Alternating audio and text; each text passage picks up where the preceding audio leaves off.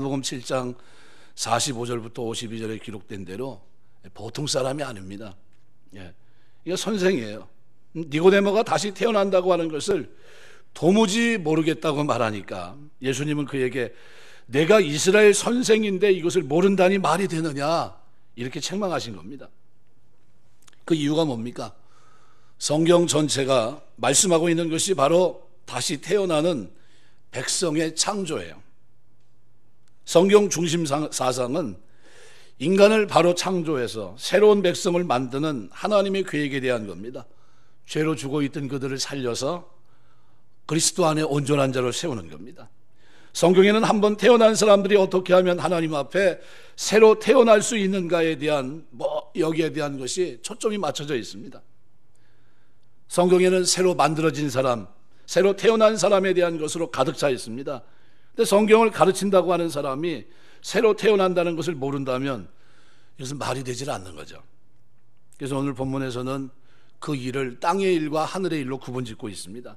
새로 태어난다는 것이 우리에게 생소할 수밖에 없는 이유는 이것이 땅의 일이 아니기 때문에 그렇습니다. 땅의 일이면 우리가 익숙히 알고 있고 들어서 알고 있고 그죠? 배워서 알 수 있습니다. 근데 이 출발이 하나님으로부터 하늘부터 시작입니다. 어머니 뱃속에서 시작된 것이 아니라 저 높은 하늘에서부터 하나님 안에서 시작됐어요. 바울의 얘기대로 창세전 그리스도 안에서 시작됐습니다.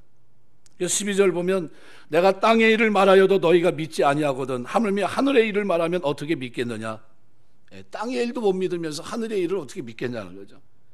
니고데모가 지금 이 땅에서 일어나는 일도 믿지 않고 있다고 하시면서 하늘에서 일어나는 일은 그가 더욱 이해하지 못할 것이라고 지적합니다. 이 땅에서 어떤 일이 예수님의 표적이 막 지금 나타나고 있잖아요. 그런데도 믿어야 안 믿어요?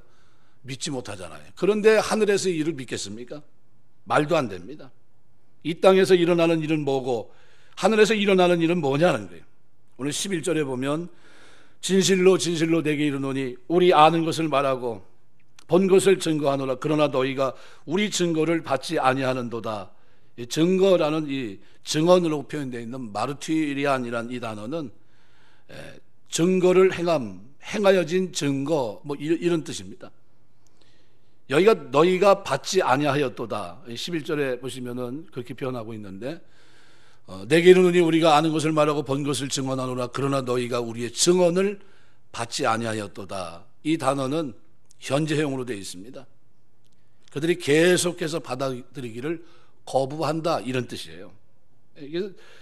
증거를 보여줘도 증언이 있어도 어떻게 해요? 거부하는 겁니다.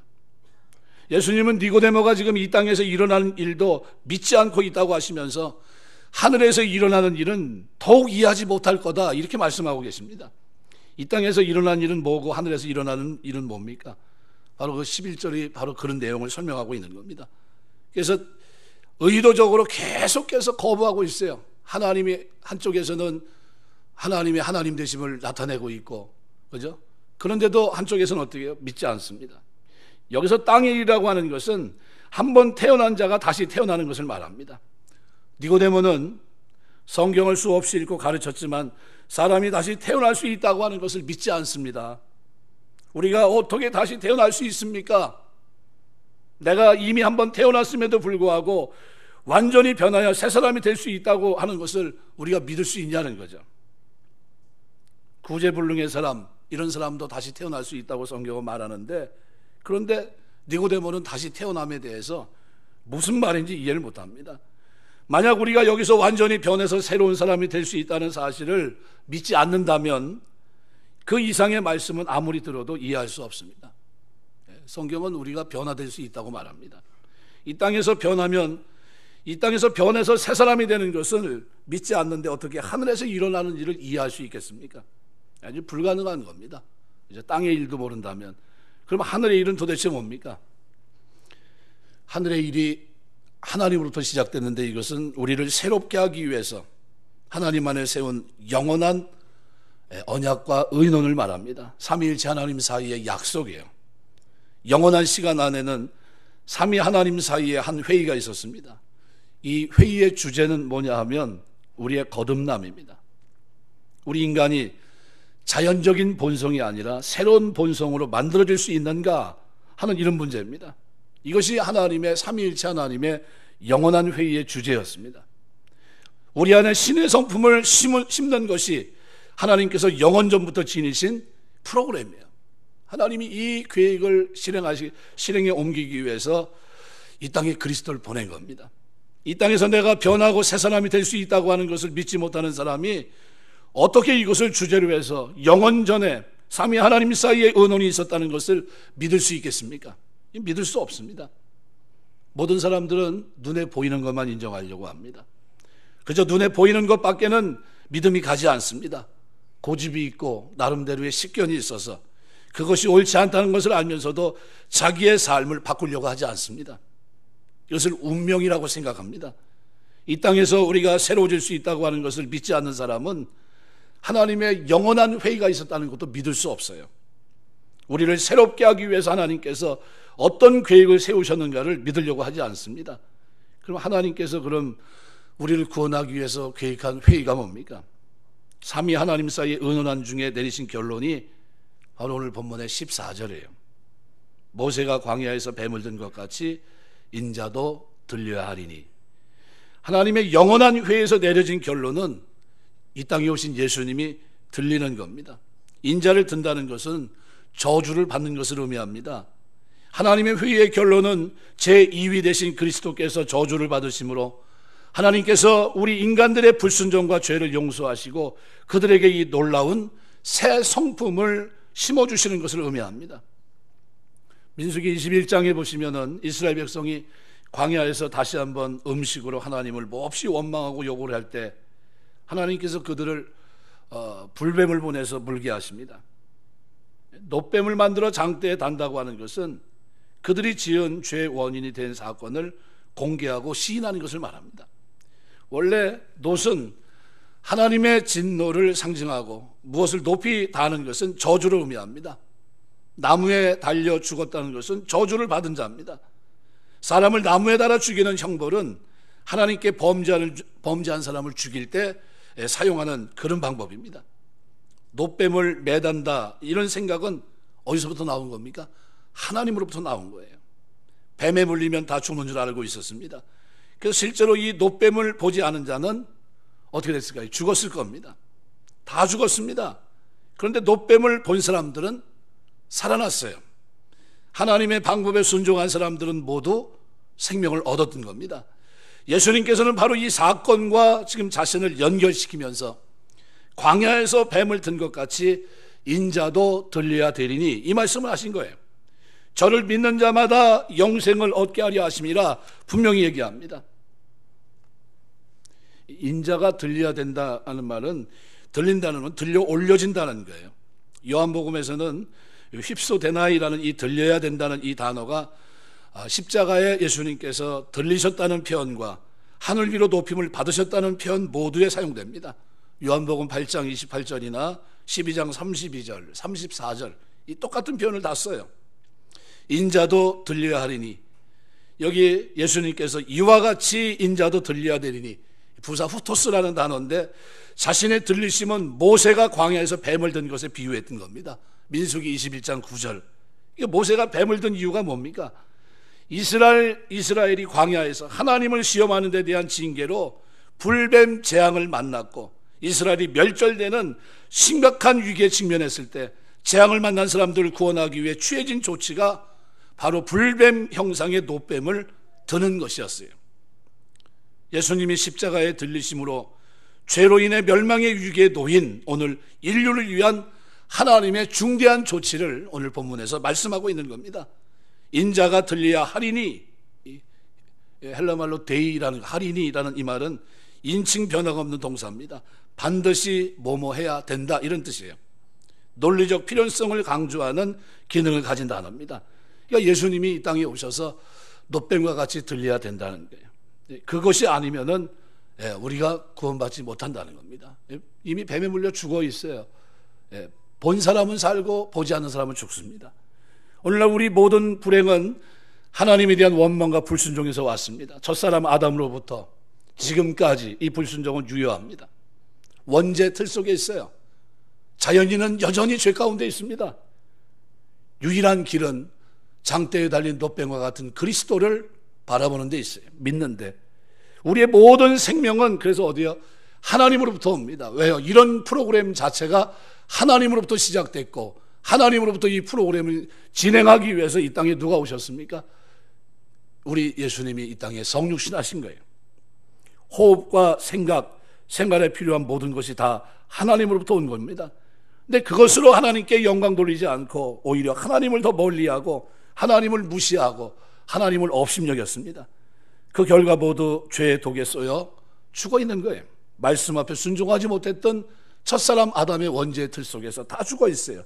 마치 불뱀이 습격한 것처럼 모든 인간들은 죄의 독으로 죽어가고 이미 많이 죽었습니다.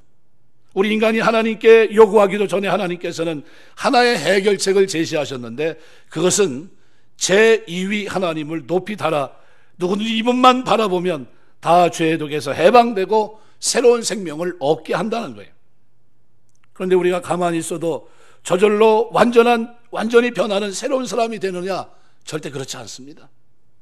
그리스도를 바라봐야 돼요. 바라볼 때 새로운 생명을 얻습니다. 죽음의 자리에서 생명의 자리로 옮겨지는 겁니다. 누구든지 그가 나의 죄 때문에 죽었다가 부활하셨다는 사실을 인정하기만 하면 하나님께서 아무 조건 없이 그에게 새로운 생명을 주십니다.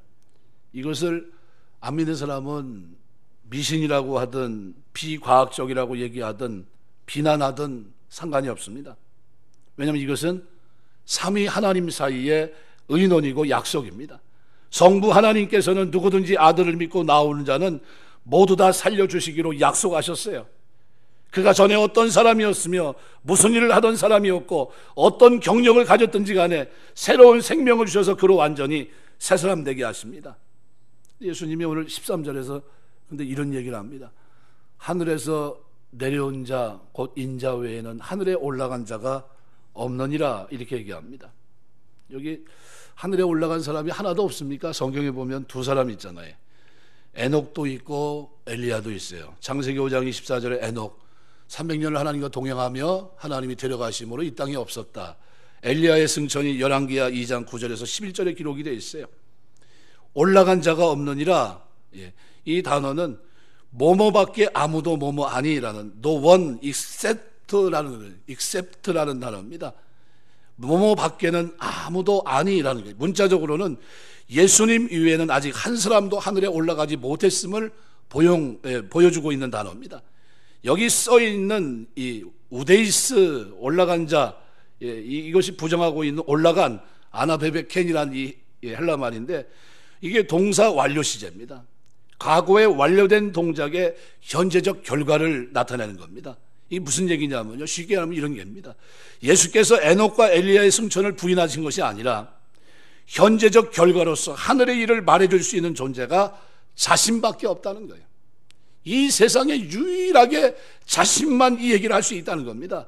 창세전에 예수님께서 하나님과 함께 영광 중에 계셨던 분으로 인류에게 하나님의 구원 계획을 알리고자 이 세상에 오셨고, 이러한 하나님의 구원 계획을 인간이 알 수 없는 영역인데 예수님을 통해서 계시됐습니다. 에녹, 엘리야가 하나님과 가지는 관계와 예수님과 하나님과 가지는 관계는 완전히 다른 거예요. 요한복음 17장 5절 말씀대로 완전히 달라요. 하늘에 올라간 자가 없느니라. 그죠? 그들과는 달라요. 주님께서는 그래서 오늘 13절에 하늘에서 내려온 자 곧 인자 외에는 하늘에 올라간 자가 없느니라. 이 말씀을 통해서 분명히 선을 긋고 있어요. 인간은 한계가 있어요. 그런데 이 하나님의 모든 프로그램을 이 땅에 가르쳐 준 사람은 누굽니까? 바로 예수님이에요. 예수님 외에는 이것을 알 길도 없고 알 방법도 없고, 왜? 이 죽어 있기 때문에 살아날 방법도 없고 그렇습니다. 그런데 오늘 15절에는 이렇게 말해요. 모세가 광야에서 뱀을 든 것까지 인자도 들려하리니 이는 그를 믿는 자마다 영생을 얻게 하려 하심이라. 이는 그를 믿는 자마다, 그죠? 영생을 얻게 하신다. 여기 희나라고 하는 말은 무엇을 위해서 뜻을 지는 목적, 목표를 나타내는 접속사입니다. 14절에서 예수님께서 광야에서 놋뱀이 들린 것 같이 십자가에 못 박혀 들리워야 하는 이유를 밝히고 있는 그 구절이 15절입니다. 예수님께서는 자신을 믿는 자에게 영생을 주시기 위해 이 땅에 오셨고 바로 십자가에 돌아가시게 됩니다. 이 영생은 요한복음에 자주 등장하는 이 단어며 주제입니다. 요한복음 3장 36절, 4장 36절, 5장 24절, 6장 40절, 10장 28절, 12장 50절, 17장 2절 다 영생에 대한 겁니다. 아주 굉장히 많아요. 그 외에도. 요한복음은 그리스도를 영접하고 영원한 생명을 얻게 하기 위해서 쓰여진 책입니다. 영생이 있음을 알게 하려 함이라. 이게 목적이에요. 그런데 우리는 영생을 어떻게 생각하냐 하면 단순히 시간적인 측면으로만 얘기합니다. 영원히 지속되는 생명이란 개념으로 우리가 받아들여서는 안 됩니다. 여기 만일 그와 같은 의미라고 한다면 예수님을 믿지 않는 악인도 형벌 가운데서 영생합니다. 영원히 살아요. 똑같이 사는데 한쪽은 형벌로, 한쪽은 어떻게 해요? 천국의 삶을, 한쪽은 영벌의 삶을 삽니다. 한쪽은 심판이고 한쪽은 어떻게 해요? 하나님이 약속한 약속 가운데 삶입니다. 샬롬의 삶. 그래서 이 영생은 영원 불멸의 개념으로 보기보다는 여기서는 그리스도를 믿음으로써 하나님과 새로운 관계에 들어가는 것으로 봐야 합니다. 그러면 그리스도를 믿음으로 하나님과 새로운 관계에 들어간다는 것이 뭘까? 요한복음 17장 보시면은 3절에 이렇게 표현합니다. 영생은 곧 유일하신 참 하나님과 그가 보내신 자 예수 그리스도를 아는 것이니라. 아는 것이니라. 분명히 얘기하고 있고 로마서 5장 21절에 보면 이렇게 표현합니다. 이는 죄가 사망 안에서 왕노릇한 것 같이 은혜도 또한 의로 말미암아 왕노릇하여 우리 주 예수 그리스도를 말미암아 영생에 이르게 하려 함이라. 영생에 대해서 요한복음도 그리고 로마서에서도 분명히 증언하고 있는데 여기서 말하고 있는 영생의 개념은 그것은 현재 하나님과 및 그리스도와 교제함으로써 주어지는 새 생명을 의미합니다. 새 생명. 이 속에 뭘 심어주셨어요? 새 마음을 심어주십니다. 새 마음을 심어주시고 그리고 새롭게 살아갑니다. 그래서 요한복음 5장 24절은 이렇게 말합니다. 요한복음 5장 24절에 보면 이렇게 표현합니다. 내가 진실로 진실로 너희에게 이르노니 내 말을 듣고 또 나 보내신 이를 믿는 자는 영생을 얻었고 심판에 이르지 아니하니 사망에서 생명으로 옮겼느니라. 완료입니다. 옮겨졌다는 거예요. 그래서 이 믿음에 대해서 얘기를 하면서 요한일서 1장 1절에서 3절도 여기에 대해서 하나님과 그리스도의 교제함으로 주어지는 새 생명을 의미합니다. 마지막 날에 이것이 이루어지게 되고 영원한 하나님과의 친교에 들어가는 것을 의미합니다. 요한복음 6장 40절이나 요한일서 2장 17절. 그런 의미에서 영생은 하나님과 교제 단절을 의미하는 죽음과의 반대 개념입니다. 그래서 하나님을 알지 못하는 사람은 죽은 거예요. 죽어있는 개념입니다. 그런데 영생은 뭐예요? 하나님과의 교제가 회복된 걸 말해요. 회복. 거룩이 뭡니까? 하나님 앞에 나아가는 상태의 모든 동작을 말합니다. 그러니까 예수를 믿는 자만이 영생을 소유하는데 여기서 그래서 중요한 단어는 뒤에 믿는 자마다라는 거예요. 믿는 자마다. 여기 마다라는 믿는 자마다에서 마다라는 이 파스라는 말은 전부를 말한다. 모두, 항상, 전부, 각양, 각종. 이게 무슨 얘기냐면 모두, 항상, 전부라는 것은 지적되는 대상의 종류에 속하는 것을 모두 다 포함하는 전체라는 개념이에요. 또 하나는 각양, 각종이라는 거예요. 지적되는 대상의 각각의 개체를 강조합니다. 믿는 자마다 이 단어는 무슨 뜻이냐면 이 단어는 예수를 믿는 자는 예외 없이 전체를 말해요. 전체. 누구나 구원을 받는다는 사실과 더불어 구원도 개인적으로 이루어진다는 사실을 이 마다라는 이 파스라는 단어 속에 집어넣어 있는 거예요. 그럼 이 믿는 자는 누굽니까? 여기 현재 시제로 피스티온이라는 단어를 썼는데 피스티스라는 것은 우리가 믿는다는 거예요. 믿음, 신실하다 보통 이렇게 해요. 그런데 여기 피스티온 이건 현재 시제입니다. 동작의 계속 반복을 의미합니다. 아까 기도하시면서 기도를 참 잘하셨어요. 이 기도 내용에 날마다 신앙의 고백을 얘기해요. 이게 굉장히 중요한 겁니다. 왜냐하면 예수님을 믿는 것이 한 번의 고백으로 영원한 효과를 가진다고 생각합니다. 그리고 자기 멋대로 살아요. 구원 받습니까? 못 받습니까? 한번 얘기 한번 해보세요. 구원 못 받아요. 왜요? 고백은 삶을 전제합니다. 삶을. 하나님 앞에 나갈 관계가 새롭게 됐어요. 그분이 나의 머리예요. 난 그의 몸이고 지체고. 그러면 그 고백은 뭘 따라요? 행함이 따른 겁니다. 행함으로 구원받는 건 아니에요. 믿음으로 구원받습니다. 그 믿음은 행함을 수반해요. 내가 예수를 믿기 때문에, 그분이 나의 주인이 되었기 때문에 내 삶이 회개하는 삶으로 돌아가요. 지금까지 말씀 앞에 순종하지 못했지만 이제 순종하는 삶으로, 지금까지는 하나님 앞에 고백하지 못했지만 날마다 매 순간 고백하는 삶으로 바뀌는 거예요. 이게 예수 믿는다는 거예요. 믿는 자마다, 이게 피스티온이에요. 호피스티온, 현재형 표현에서 보여주는 것은 구원에 이르는 진실한 믿음은 매일 매 순간 삶의 전 과정의 연속적이라는 게, 끊임없이 고백해야, 끊임없이 그 삶을. 그래서 이것을 신약에서는 두렵고 떨림으로 내 구원을 이루라 이렇게 얘기합니다. 이미 이룬 구원이지만 그죠? 아직 구원은 우리가 완성되지 않았어요. 이미와 아직 사이에 있어요. 그러나 그 사이에서 우리의 삶은 어떤 삶이에요? 방종의 삶이 될 수가 없어요. 성령의 열매를 맺는 삶이 되고, 그 속에 주인이 있는 삶이고, 그 삶은 어떤 삶이에요? 신앙 고백이 들어가는 삶이에요. 매 순간 하나님의 은혜 없이는 저는 살 수 없는 존재입니다. 성령이 내 안에 내주하시면서 내 성품을 변화시키고 내 삶을 변화시키고 인격을 변화시키고, 이런 변화의 삶이 내 삶에 끊임없이 일어나는, 끊임없이 자라가는 거예요. 성령을 쫓아가라 육체 욕심을 이루지 아니하리라. 육체의 일은 현저하니, 갈라디아서 5장 16절에서부터 육체의 일은 이런 열매를 맺고 성령의 일은 다르다는 거예요. 성령의 열매는 사랑과 희락과 화평과 오래 참음 자비형, 그 9가지를 쭉 설명해. 하나에 하나. 내가 구원받고 하나님의 자녀가 됐다는 것은 이런 다양한 하나님의 성품들이 어떻게 해요? 그 속에서 자연스럽게 맺힌다는 거예요. 믿는 자예요. 그게 믿는 자예요. 그게 믿음이라는 게 믿음. 그래서 여기 초점이 어디가 있습니까?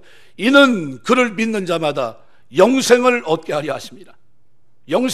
믿는 자마다 영생을 얻는다. 이 믿음이라고 하는 것을 얘기할 때 바로 전체지만 개별적이고, 그죠?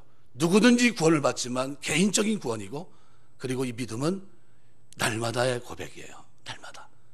하루 아침에 일어나면 하루 먼저 하나님 앞에 고백하며 사시기 주의 이름으로 축원합니다.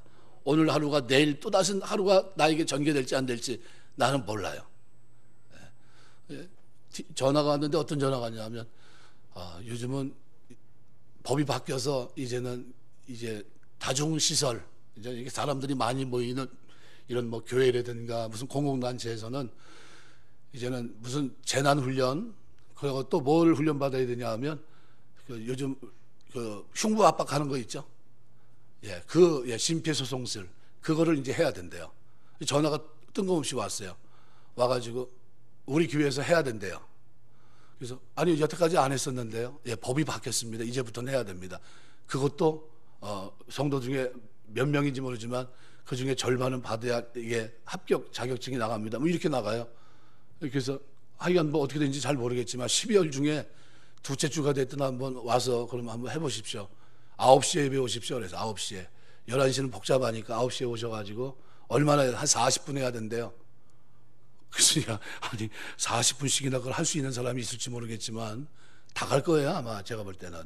그래서 왜 아무도 없냐고 그럴 겁니다. 그래서 아니 그럼 예배 드렸으니까 집에 가야죠. 저도 못 잡으니까 그거는 하나님도 못 잡아요. 다 갈 거란 말이에요. 분명히 가긴 가는데 오긴 온대. 그래서 마음대로 하시라고. 난 하긴 하시라고. 이 흉부 압박 이런 걸 해야 된다는 거예요. 근데 우리가 예수를 믿으면서 이 진짜 하나님 백성이 돼서 살아가는데 이 믿음이라고 하는 것을 우리가 한 번 고백하고 끝나는 것으로 착각을 합니다. 나 예수 믿어. 근데 누구도 믿어요? 다른 종교의 가장 윗부분에 있는 것도 자기도 믿어요. 다 믿는 거예요. 이종교도 믿고 불교의 부처도 믿고 석가도 믿고 다 믿는데요. 그럼 뭐라 얘기하면 아무래도 잘 믿어 놓으면 그 중에 하나 걸리지 않겠냐고 이렇게 얘기하고 있어요. 그래서 하나 걸리긴 걸리는데 내가 볼 때는 진짜가 걸릴지 모르겠다고 내가 저도 웃음으로 받아치면서 그랬어요. 예수님 믿지 않으면 다 소용없다. 그 사람이 만든 형상은 우상숭배다. 내가 그거는 하나님이 가장 싫어하는 것이고 그건 구원이 아니다. 그럼 예정은 뭡니까? 내가 지금 그런 모든 것들을 던지고 믿음 가운데 살아가고 있다는 그것 자체가 칼빈이 얘기하고는 예정론입니다. 예정. 내가 지금 하나님의 백성이 됐고 하나님의 자녀가 돼서 믿음 생활하고 있고 날마다 고백하고 있는 거, 이걸 보면서 아, 내가 구원받은 하나님의 백성이구나, 그걸 안다는 거예요. 오늘 우리가 그렇게 사시길 주의 이름으로 축원합니다. 내가 왜 이렇게 사냐 그러면 사람들이 물어봐요. 당신 왜 그렇게 삽니까? 아, 내가 이 길을 걸으면서 이게 하나님이 나를 택했다는 것을 내가 확신한다. 내가 이 길을 걸으면서 이게 하나님의 은혜다는 거예요. 그런데 대부분의 사람들은 이걸 잘 모르니까 엉뚱한 얘기합니다. 9988, 99세까지 팔팔하게 살다가 뭐 3일 아프고 돌아가시면 최고라고 얘기를 하더라고요. 그건 최고가 아닙니다. 99세까지 뭐 사는 것도 굉장히 버거울지 모르겠지만 그렇게 사시면서 이 땅에서 그렇게 많은 걸 누렸는데 마지막에 지옥 가시면은 망한 거예요. 망한 겁니다. 예수님 믿어야 돼요. 여기 믿는 자라고 하는 것이 날마다의 삶에서 끊임없는 삶의 매 순간의 연속적인 과정이라는 것을 잊지 마셔야 됩니다. 하나님께서 이러한 사람들에게 영생을 주시는 거예요. 장대위에 달린 노빔, 바로 그 사건입니다. 그래서 마태복음 7장 21절에 23절의 경고를 우리가 귀담아 들어야 돼요. 주여 주여 하는 자마다 다 천국에 갈 것이 아니요 다만 내 아버지 뜻대로 행하는 자라야 들어가리라. 주여 내가 주의 이름으로 병자를 고치고 귀신을 쫓아내고 이렇게 하지 않았습니까? 불법을 행하는 자들아 다 내게서 떠나가라. 내가 너희를 도무지 알지 못한다. 전혀 처음부터 몰랐다는 거예요. 처음부터 하나님과 아무런 상관이 없었다는 거예요. 지금까지 그가 살아오는 삶의 모든 영역 속에. 왜요? 그 길이 처음부터 무슨 길이에요? 하나님을 믿는 믿음의 길이 아니었었어요. 믿음의 길은 뭡니까? 그리스도를 믿고 바라보며 내가 죄인이라는 사실을 받아들이고 그 다음에 어떻게 해요? 매 순간 하나님 앞에서 하나님의 은혜가 아니면 영원히 죽을 수밖에 없었던 내가 오늘 하나님의 은혜로 구원받음을 감사합니다 하면서 오늘 하루도 하나님의 은혜로 삽니다. 고백하면서 삶을 결단하는 것, 그게 구원받은 자의 삶이에요. 그렇게 사시길 주의 이름으로 축원합니다. 그냥 예수 믿기 전에 딱 한 번 고백하고 언젠가 내가 죽게 되면 하나님이 데려가겠지, 그건 아닙니다. 하나님이 은혜 주셔서 뭐 우리 저 박현영 원사님 어머니 이제 소천하셨는데 참 마지막에 요양병원 들어갔는데 그 요양병원에서 그 목사님이 열심히 복음을 증거한 것 같아요. 그래서 나중에 돌아가셨는데 얼굴이 환하더래요. 그래서 내가 그랬어요. 다른 얘기는 안 하고 권사님이 어머니 위해서 늘 기도하고 했으니까 요양병원에 목사님 없이 그냥 세상적으로 뭐 이렇게 인위적으로 막 묶어놓고 이렇게 하는 데도 있고 제가 많이 해봤거든요. 저도 한 몇 년 요양병원 가서 예배 드려주는 사람입니다. 예배 드리고 그리고 가서 예배 드리면 안 보이면 소천하시는 며칠 앞두고 있는 그때예요. 그러면 제가 신방과 손 꼭 붙잡아주고 기도하고 제가 그거 몇 년 했어요. 저도 다 합니다. 그래서 예방병원 가가지고 어떻게 하는지 보내면 식사를 줄여요. 왜요? 일하는 사람들이 힘드니까 다 관장해야 됩니다. 관장. 소화가 안 되니까 어떻게 해요? 소화도 힘들고 배설도 힘들고. 근데 제일 힘든 게 뭐가 힘듭니까? 배설이에요. 근데 이 배설이 안 되니까 어떻게 해요? 딱딱합니다. 딱딱해. 그러면 그거 다 파내야 돼요. 그러면 일하는 사람이 밥을 잘 주겠습니까? 안 주겠습니까? 상식적으로 한번 생각해보세요. 밥을 안 줘야 돼요. 그래야 편합니다. 그러면 일찍 돌아가실 것 같아요? 아니면 더 오래 사시겠어요? 곡기를 끊으면 돌아가시는 겁니다. 곡기를. 근데 자연적으로 자꾸 어떻게 해요? 그렇게 만들어요. 그러면 이게 조금 휠체어 타고 그래도 왔다 갔다 하시는 분은 그래도 오래 사세요. 그런데 그게 딱 끝나고 그냥 침대에 한번 딱 누웠다 그러면 한 달 안에 돌아가십니다. 지난주 예배 드리고 그 다음 주 가서 보면 안 계세요. 어떻게 된 거냐 그러면 소천하셨다고 그래요. 얼굴은 환합니다. 감사한 거는 그 우리 박현영 원사님이 어머니 거기다 넣는 모시고 이렇게 했는데 형제들이 돌아볼 수 없으니까요. 근데 그곳에 목사님이 있어서 늘 예배드리고 했다는 거예요. 그래서 이게 하나님 은혜다 그랬어요. 하나님 은혜. 요양병원에 다 목사가 있는 게 아니거든요. 섬기는 게. 그런데 그런 분이 있어가지고 예배드리고 했으면 저는 거기서 세례까지 했습니다. 세례까지. 그 사람이 생각에 세례 받아야 천국 가는 거 아닙니까? 이렇게 얘기하시는 분이 있어요. 그 자기 남편은 지금 어떻게 해요? 정신을 못 차려요. 그런데 지금 이 남편 예수 믿고 구원받았으면 좋겠다는 거예요. 복음을 제시해야 될 거예요. 제가 복음을 제시하는데 잘 못 알아들어요. 근데 뭐 어떻게 해요? 그쪽에서 자꾸 목사님이 천국 가야 됩니다. 저 어떻게 좀 방법이 없을까요? 정신이 가끔가다 한 번씩 돌아와요. 그럼 마냥 기다릴 수도 없는 거고, 이게 대화가 돼요. 대화가 되는데 그 순간 딱 지나가면 어떻게 해요? 언제 했더니 자기 부인도 못 알아봐요. 치매가 걸리셔가지고. 누구예요? 이렇게 얘기해요. 자기 남편이 자기 아내인데. 그 뒤에서 밀고 있는데, 아, 나야. 그러면, 나가 누구예요? 막 그러면서 막 이러는데, 옆에서 봐도 민망해요. 나중에 기도하고 이렇게 하다가 기회가 왔을 때, 예수 믿고 구원받고, 천국과 지옥이 분명하고, 지금이라도 예수 믿으면 천국 갑니다. 아멘 하시면 됩니다. 네, 아멘 시키고. 예수 믿는 게. 그렇게 했더니 그분 권사님인데, 권사님이, 목사님, 그래도 그러니까, 목사님, 패를 하나 해서 주시죠. 그래서. 제가 패에다 줬어요. 내가 요양병원에 누워 계신 분 패에다 드린 건 평생 처음이에요. 왜 필요하냐 했더니, 그거 받으면 그래도 마음이 안정이 될 것 같아가지고. 마음 안정된다니까 해줘야 될 거 아니에요. 그래서 제가 거기 요양병원 가가지고 패해줬어요. 몇 년, 몇 월, 며칠 세례 받았습니다. 하나님. 반드시 구원받을 줄 믿습니다. 기도하고. 그랬습니다. 구원은 날마다 고백이에요. 날마다. 아침에 일어나면 하나님, 오늘도 하나님 백성으로 살게 하시니 하나님, 내가 믿음으로 살 수 있도록 주인 되신 하나님이 나를 말씀 안에서 끌어갈 수 있도록 나를 붙들어 주옵소서. 주의 말씀은 내 발의 등이요 내 길에 빛이 되었다는 고백이 나의 고백이 될 수 있도록 오늘도 하나님 어떻게 해요? 말씀이 기억나게 하시고 말씀 앞에 결단하게 하시고 그렇게 살아갈 수 있도록 은혜 주옵소서. 이렇게 살아야 돼요. 이게 구원받은 자의 삶이에요. 그 삶에 뭐가 맺힙니까? 성령의 열매가 맺혀지는 줄 믿습니다. 나도 모르는 사이에 맺혀지는, 그 길을 걷다 보면 말씀 앞에 내 삶을 끊임없이 양파 껍질을 벗기듯이 내 죄악을 하나하나 떨쳐버리다 보면 어느 순간 내가 어떻게 해요? 많이 변해 있는 거예요. 옛날의 내 모습이 아니라 하나님이 내 속에 심어준 이것으로 인해서 내 인생이 달라집니다. 그래서 오늘 본문에 보면 하나님께서 우리에게 새로운 생명을 주실 때는 우리 안에 새로운 성품을 심어주십니다. 달라지는 것은 아무것도 없습니다. 모든 것이 그대로예요. 어제 봤던 그 사람 그대로 있고 어제 봤던 환경 그대로입니다. 단지 마음속 저 깊은 곳에 아주 작은 새로운 성품을 하나님이 심어주십니다.